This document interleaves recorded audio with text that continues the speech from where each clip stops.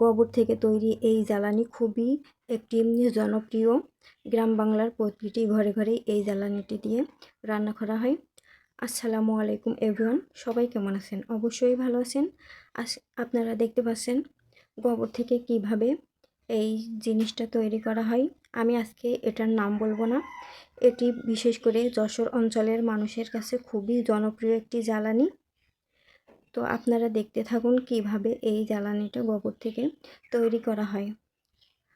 প্রথমে গোবরগুলো ভালো করে এই যে চটকে নিয়ে এটি পাটখড়ির সাথে সুন্দর করে লাগানো হচ্ছে। পরে এটি রোদে শুকানো হবে, আর রোদে শুকালেই এটি তৈরি হয়ে যাবে একটা চমৎকার জ্বালানি। দেখেন কত সুন্দরভাবে তৈরি করা হচ্ছে।